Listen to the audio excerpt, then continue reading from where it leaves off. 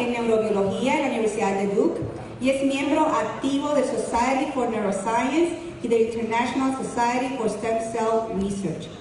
Sus proyectos de investigación se enfocan principalmente en diseñar y probar mecanismos universales para la inducción de células madres que puedan redundar en terapias nuevas de regeneración de tejido, modelaje de enfermedades in vitro y la creación de modelos no mamíferos. El Dr. Rosselló cuenta con un sinnúmero de artículos publicados en revistas prestigiosas como Proceedings of the National Academy of Science y Communicative and Integrative Biology. Dejo con ustedes al Dr. Ricardo Rosselló.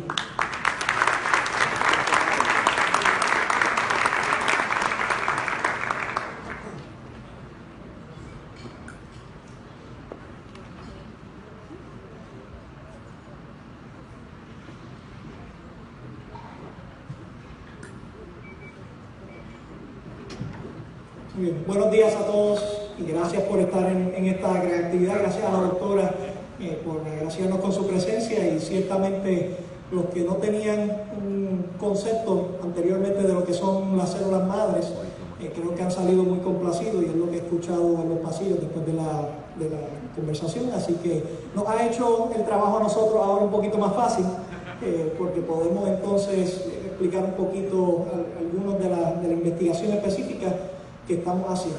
Yo voy a tratar de utilizar la tecnología para no pasarme de mis 30 minutos, pero hoy lo que les quiero hablar, ¿verdad? Y aquí tal vez en este diapositivo les enseño con una serie de caricaturas de lo que son unas células, ¿verdad? Unas células y cómo se pueden convertir de una cosa, de un tipo de célula, en otra.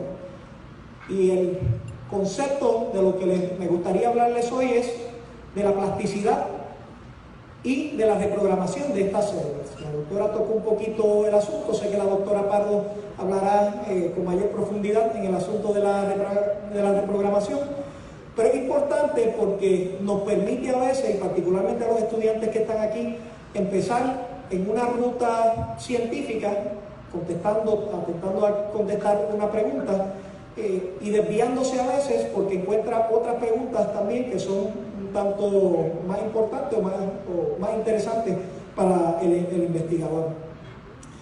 Y voy, ¿verdad?, a empezar, ya algo de esto lo conocen, pero hay dos principios generales cuando estamos hablando de células madres que hay que reconocer, ¿verdad? El término células madres es una sombrilla de muchos tipos de células madres. Pero hay dos conceptos principales que le dan el poder y la fuerza para que estos instrumentos puedan ser un vehículo de terapia, un vehículo de investigación, de generación de tejidos y de órganos en el futuro. Y la primera de las características es la capacidad de autorrenovación de las células. Particularmente las células madres embrionarias tienen la capacidad de hacer copias idénticas de sí mismas. Esto es bien importante entender porque diferente a, por ejemplo, las células de nuestra piel, hacen copias, pero son como células hijas, un poco más diferentes, van cambiando. Estas células madres embrionarias tienen la capacidad de hacer copias gemelas, bien similares o gemelas idénticas a las originales. El segundo componente es la potencia, ¿verdad? Aquí pongo pluripotencia, que significa que se puede convertir en todos los tejidos, en el caso del ser humano, en todos los tejidos del ser humano. Hay otro concepto que es la multipotencia, quiere decir que algunas de estas células tienen la capacidad de convertirse en distintos tipos de tejidos, pero no en todos. Y finalmente unipotencia, que es la célula que tiende a ser una célula como la célula de la piel, que solamente su destino terminen siendo células de la piel. Yo creo que hagamos una pausa para reflexionar lo importante que estas características son. Tenemos un recurso que potencialmente podemos utilizar indefinidamente. Cogemos unas células que se pueden autorrenovar todo el tiempo, por lo tanto podemos crecerlas, podemos guardarlas, podemos utilizarlas en múltiples ocasiones.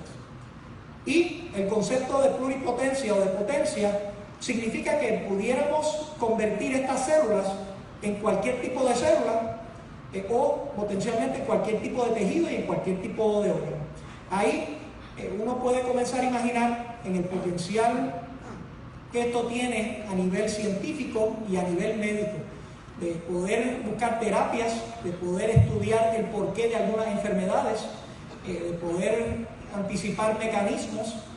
Todos estos elementos son una posibilidad con estas células madres. Y hay distintos tipos de células madres. Voy a ir un poquito rápido sobre ello, pero entre ellas están las células madres adultas, que por lo general tienen una multipotencia, se pueden convertir en varios tejidos, pero no son pluripotentes, no se pueden convertir en todos los tejidos. Tampoco tienen la capacidad, por lo menos hasta el día de hoy, de una autorrenovación que se puedan proliferar indefinidamente. Las células madre embrionarias sí tienen esa capacidad y se pueden convertir en cualquier tipo de tejido. Y recientemente, en el 2007, se hizo el descubrimiento de que podemos revertir las células ya diferenciadas de nuestro cuerpo, particularmente las células de nuestra piel, en lo que son células madres embrionarias, o células que se comporten como células madres embrionarias. Y esto tiene un potencial enorme que me gustaría discutir después si el tiempo lo amerita. Así que hoy les voy a hablar de dos tipos de experimentos, dos proyectos, tal vez dos temas que vamos a utilizar. Van a ver que en ambos, aunque son preguntas totalmente diferentes, se pueden interconectar y utilizamos más o menos los mismos métodos para poder contestar esas preguntas. La primera pregunta general, la primera parte de la charla, estaré estableciendo una problemática en términos de definir exactamente cuál es el estado óptimo, o como se le dice en inglés, el naive state de una célula madre embrionaria, ¿verdad? El estado óptimo lo que significa es que yo con esta célula pueda convertirla, pueda hacerla que tenga autorrenovación, que no se haga diferente, que no se convierta en otras células y que se pueda convertir esencialmente en un embrión y potencialmente después en alguna especie. Lo segundo es cómo podemos utilizar estas células también para estudiar algunas enfermedades, no tan solo desde el aspecto terapéutico, pero desde el aspecto mecanístico de cómo algunas enfermedades surgen y por lo tanto cómo entonces las podemos combatir. Así que en términos, como les dije al principio, a veces uno llega a estas preguntas por rutas misteriosas, y lo que me gustaría hablarles primero es de cómo mi investigación se desarrolló ya para el 2013, investigación que hicimos en el recinto de ciencias médicas. Estábamos buscando hacer células madres embrionarias para distintas especies. ¿Por qué? Porque hay algunos mecanismos importantes, particularmente en la neurobiología, en nuestra investigación, donde estudiando y teniendo acceso a esas células podemos entonces comprender comportamiento del ser humano o enfermedades y ver cómo las corregimos. Caso específico de nuestra investigación, nosotros queríamos entender lo que se llama el Vocal Learning Pathway, el mecanismo por el cual los seres humanos podemos aprender a hablar. Este es un mecanismo bien interesante porque lejos de ser una línea directa evolutiva, hay una divergencia. Quiere decir esto es que, por ejemplo, nosotros sí podemos aprender a hablar, pero los monos no pueden aprender a hablar. Pueden aprender, pero no a vocalizar. Sin embargo, otras especies, como los pájaros, algunos pájaros, tienen la capacidad de aprender a vocalizar. Los elefantes también, y otro tipo de los delfines, tienen esa capacidad de aprender a hacerlo.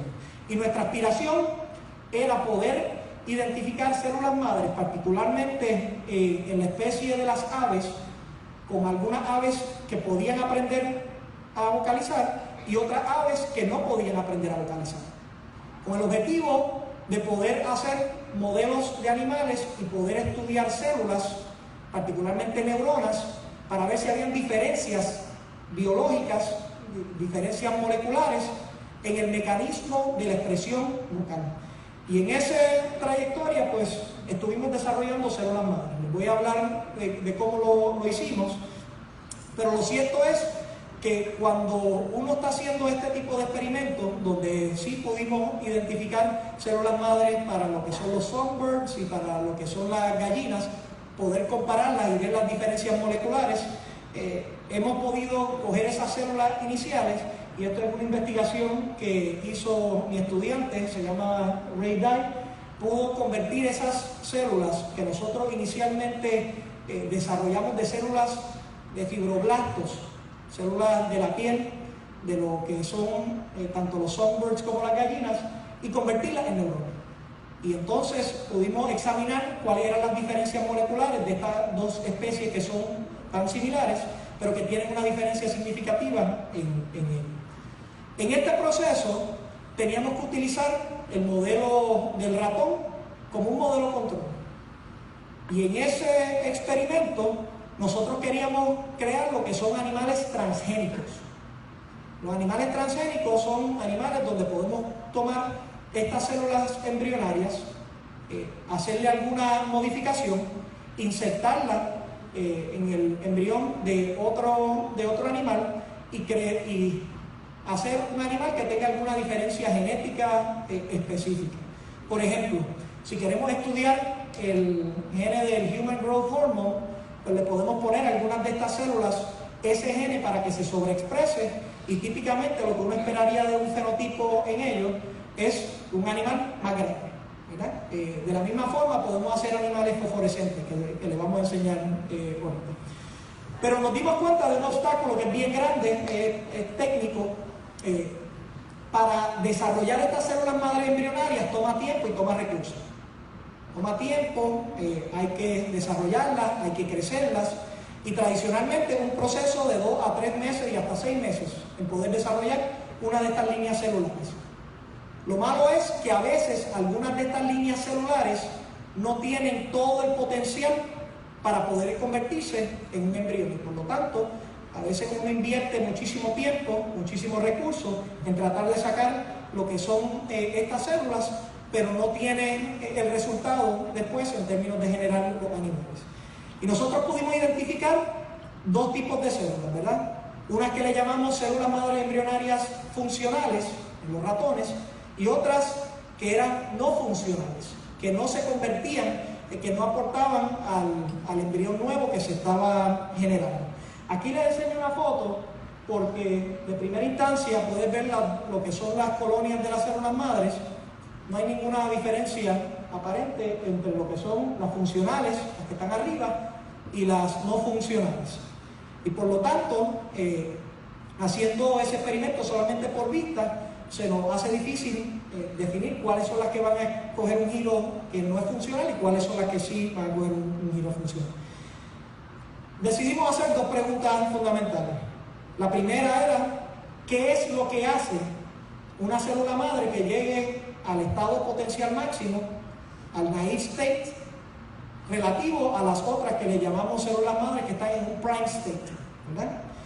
Y la segunda pregunta es que dijimos, podemos, si conocemos el arsenal genético que tienen estas células, definir alguna manera de reprogramar las células que no son funcionales a un estado que sea funcional.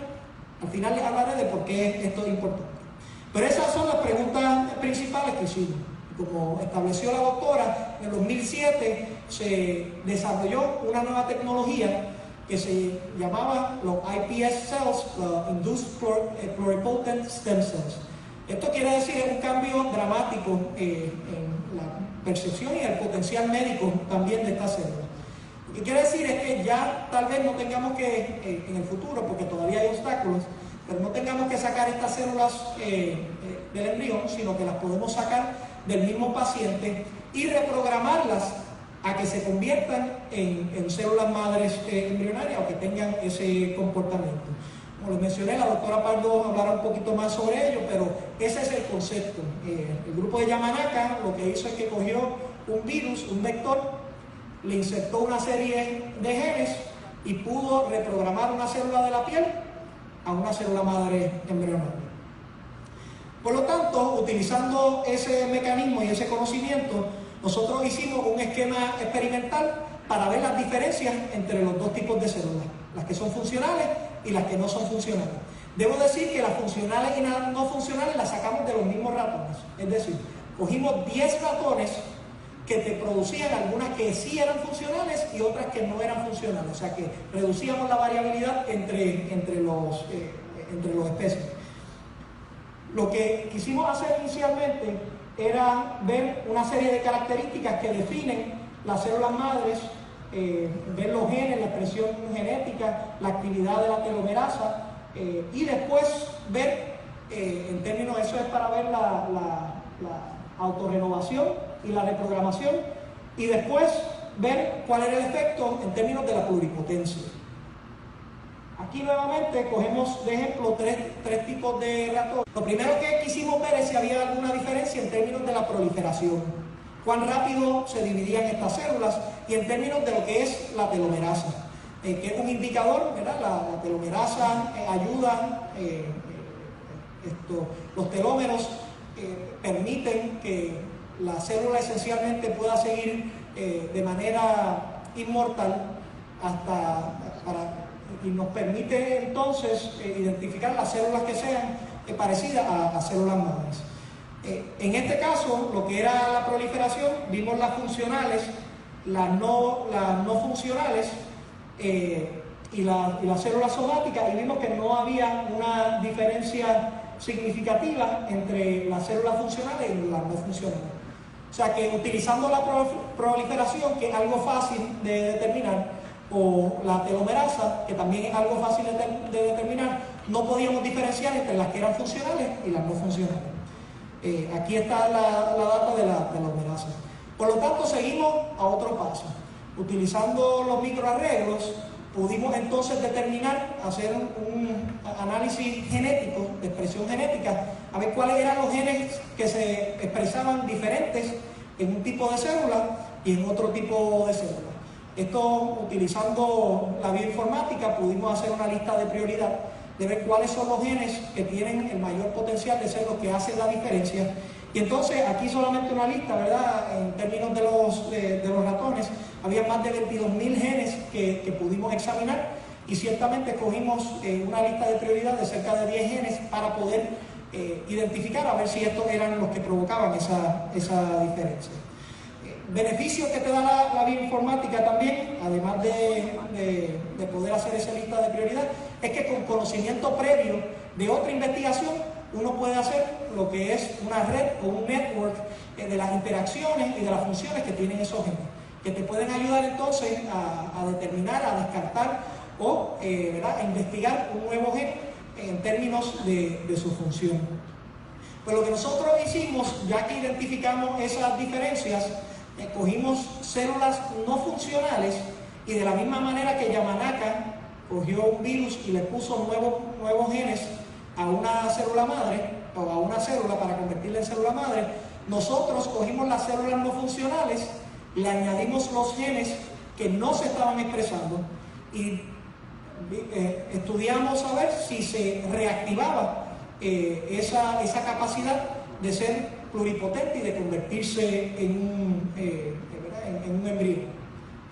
Lo que pudimos hacer, ¿verdad? Pudimos ver varios genes, historia larga, corta. Identificamos un gen en particular, el que es ESSRB, tiene la capacidad de restablecer nuevamente, cuando trabajamos, la función de incorporarse en el embrión a esos virus y a esas células, para poder identificar si son en efecto esas células las que se están incorporando. Le añadimos un gene que se llama GFP, o Green Fluorescent Protein, que nos ayuda a verlo de manera fosforescente para poder identificar las diferencias.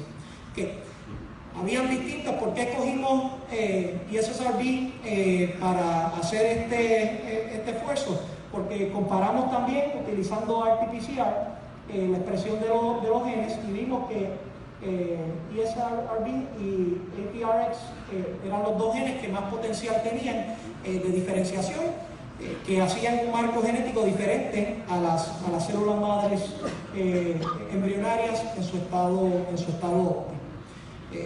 Lo que aquí solamente una caricatura de cómo es que entonces se insertan esas células madres en el embrión, ¿verdad? Se toma el recipiente, se insertan las células madres nuevas, se hace lo que son unos quimeras que van a tener aportación de las nuevas células y aportación de las células del recipiente original, pero se empiezan a hacer unos cruces para tener en alguna generación esencialmente lo que se llama un transgénico completo eventualmente. Pues nuestros resultados, cogimos estas células que habíamos cambiado, que tienen el nuevo gen, que tienen el GFP para identificar, y las insertamos, como les enseñé, en nuestros ratones. Y lo que pudimos demostrar es que las células que no se convertían en tejido, que no se convertían y no aportaban al desarrollo del embrión, ahora sí podían aportar al desarrollo del embrión. Aquí hay 3 tipos de tejidos, ¿verdad?, que demuestran que se estaban convirtiendo en tejidos. Esto es in vitro, en lo que se llama un experimento teratoma. En la área de las preguntas puedo contestar cómo es que eso funciona. Y aquí están las imágenes ya dentro de lo que sería el embrión, ¿verdad? Y pudimos ver que las células madres no funcionales no se incorporaban. Lo que es violeta denota las células estáticas, las células que no están reprogramadas, y las células que están en color marrón, pues son las que tienen el marcador del GFP, identificando que son las células externas que se están añadiendo. Y por lo tanto podemos ver que estas no funcionales, que las reprogramamos, pudieron aportar al nuevo embrión. Aquí una foto, ¿verdad?, básicamente del embrión desarrollándose un poquito más adelante, donde vemos que hay aportación del GFP. Okay. Como les dije, esto surge del experimento de tratar de hacer los animales que sean vocal learners, ¿verdad?, que aprendan a vocalizar. También tuvimos otra vertiente en ese experimento, porque si bien es cierto que hacer esta célula madre inducida parece, cuando lo articulamos aquí, que es muy fácil, es muy difícil. Y producen una serie de otras células que hay que purificar y que a veces no son células madre inducidas, que son otras cosas. Interesantemente, nosotros observamos unos comportamientos de algunas de las líneas que habíamos desarrollado que aparentaban ser más un comportamiento de cáncer o de líneas malignas que de células madre inducidas.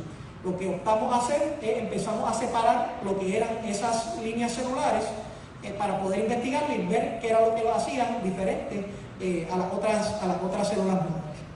Entonces, observamos lo siguiente, ¿verdad? Que hay una foto de algunas de las células que desarrollamos. Eran un poquito diferentes en la morfología, pero tenían unos comportamientos bien similares a las células madres. Tenían reprogramación parcial, porque lo podíamos ver en términos del gene que se había insertado. Identificamos 3 tipos de líneas celulares en particular, y entonces eso nos entra a hacer la pregunta: ¿pueden ser esto algún tipo de instrumento para estudiar lo que son las células madres cancerosas? Y ahí pues me gustaría hablarles sobre lo que son o la hipótesis de las células madres cancerosas. Esencialmente hay una hipótesis que se está trabajando, hay mucha investigación en ella, de lo que establece que algunos de los tipos de cáncer más agresivos que nosotros tenemos son producto de un comportamiento similar a las células madres dentro de estas células cancerosas, ¿verdad? Por eso es que es tan difícil atacarlas, por eso es que es tan difícil atenderlas, porque, por ejemplo, las células madres adultas en nuestro cuerpo tienen que tener mayor resistencia a otros factores porque son menos y son importantes para nuestro desarrollo. Así que estas células madres pues pueden tener, ¿verdad?, se establece que generalmente son resistentes a las drogas, que aunque uno baje significativamente la cantidad de células cancerosas que se tienen, puede todavía quedarse una o dos de estas células y producir nuevamente el cáncer. Se pueden diferenciar, esta es la parte bien peligrosa, entre tejidos heterogéneos, que significa que vas a tener básicamente cáncer con distintos tipos de tejidos. O sea que es importante tratar de entender lo que es este tipo de célula madre cancerosa, si existe, y ver entonces cómo pudiésemos encontrar una solución terapéutica para tratar de detenerla, identificarla o disminuir su potencial daño. Así que nosotros hicimos la siguiente pregunta. Primero, ¿podrían ser estas células que nosotros generamos células madres cancerosas? ¿Verdad? Ya que queríamos establecer ello. Y por lo tanto, si era así, ¿podemos entonces nosotros crear una línea celular que forme tumores y que se comporte como las células madres cancerosas y estudiar cómo entonces atacarlas? Esa es la primera parte de la investigación que hemos establecido, que hemos estado estableciendo aquí en la Universidad Metropolitana.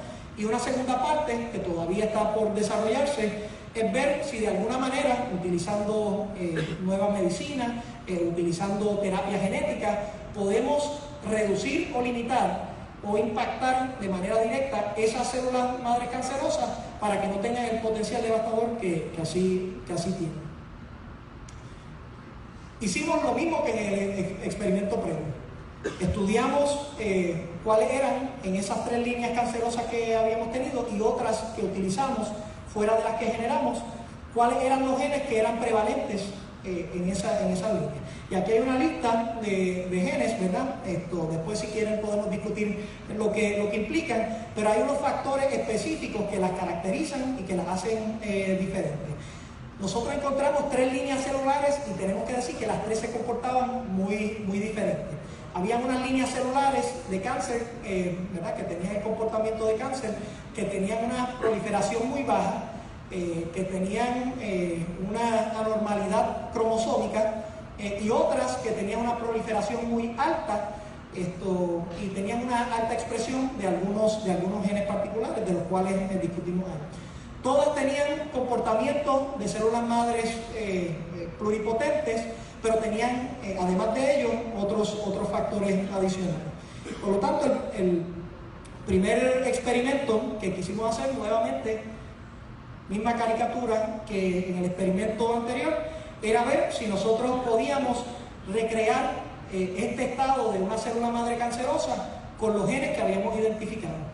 Y lo tratamos con todos los genes, con combinación de genes, pero nos dimos cuenta que había una combinación, voy a regresar a una combinación de lo que es Stem Cell Specific Antigen y HTERT y IRAS, que cuando las poníamos las 3 activaban de una célula madre, de una célula somática, activaban el comportamiento de una célula madre cancerosa, ¿verdad? Les he hablado mucho de lo que quiere decir de células madres cancerosas, pero cómo la estamos definiendo. Eso también es parte de uno de los retos grandes en el campo de las células madres cancerosas. Pues nosotros lo definimos de tal forma. ¿Cuán rápido pueden hacer un cáncer y qué parte del tumor nuevo generado es compuesto por estas nuevas células que estamos incorporando? O sea, que hicimos 2 preguntas, ¿verdad? La primera era, poníamos las células, las poníamos en un ratón para que se desarrollara el cáncer y veíamos cuán rápido y cuán grande se desarrollaban los tumores. Lo segundo es que hicimos otro experimento donde poníamos una combinación de células, incluyendo las células que habíamos determinado eran células que producían tumores. Y veíamos cuál era la contribución al tumor de esas células. Y por lo tanto, pues nos dimos cuenta que hubo una serie de células que producían cáncer, ¿verdad? El tumor más rápido, que crecía más rápido, pero habían otras que acaparaban lo que era la contribución al tumor. Y aquí, por ejemplo, vemos 2 de las líneas celulares.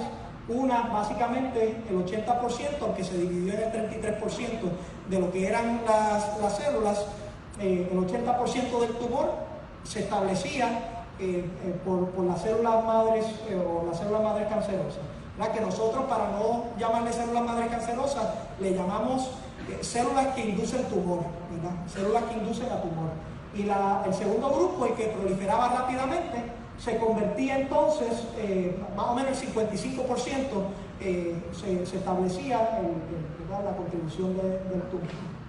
Y finalmente, de nuevo, lo que queríamos hacer era ver si podíamos crear estas células de nuevo, recrear ese tipo de comportamiento. Lo pudimos hacer solamente con el grupo 1, porque con las del grupo 4 tenían otras cosas, otros factores que no podíamos controlar. Lo importante es que pudimos identificar y hacer cáncer, que pudimos hacer tumores específicos desde cero, desde células normales que tenían comportamiento más agresivo, y que ahora conocemos algunos factores específicos, algunos antígenos que pueden ser identificados para hacer un targeting específico de esas células. Y por lo tanto, lo que entiendo es lo importante de toda esta investigación que hemos hecho, es que podemos identificar ya, utilizando un esquema bastante similar, lo que son diferencias entre células madres en un estado óptimo o unas que no están en estado óptimo, y podemos utilizar un esquema similar para identificar lo que son células madres que inducen a tumores relativos a los que no lo son. También pudimos determinar que las células madres no funcionales se pueden reprogramar a que sean funcionales. O sea que ahí ya tenemos un activo para aquellas que no funcionan. Si se quieren reactivar, se pueden activar. Pero en las direcciones futuras hay algo que estamos trabajando y demuestra cómo esto en la ciencia y en la investigación tiene una transición hacia la patente y la propiedad intelectual. Nosotros ahora aspiramos a desarrollar una propiedad intelectual aquí en Lomet, donde podamos hacer un diagnóstico para identificar desde el primer momento que uno empieza a segregar estas células, cuáles son funcionales y cuáles no son funcionales. Para entonces enfatizar en las que son funcionales, invertir menos tiempo y recursos en las que no son funcionales, y por lo tanto tener un resultado más óptimo. Y de la misma forma, rutas futuras que queremos hacer con los tumor inducing cells es ver si podemos hacer un insulto, hacer alguna medicina que pueda reducir, identificar o pueda eliminar estas células en su estado agresivo. Ya tenemos algunos targets específicos que hemos identificado y que creemos que tienen potencial para ser exitosos. Finalmente, lo que me resta es agradecerle a todas las personas que colaboraron en este esfuerzo, desde el Recinto de Ciencias Médicas hasta la Universidad Metropolitana y colaboradores externos. Espero que en esta conversación hayan podido ver que con algunos experimentos relativamente sencillos en términos de su estructura y relativamente similares, podemos contestar preguntas importantes, profundas, de áreas de desconocimiento científico que nos pueden ayudar a identificar nuevas terapias, a identificar procesos para buscar curas a enfermedades como el cáncer y potencialmente usar estos recursos para el bien de la humanidad. Muchas gracias.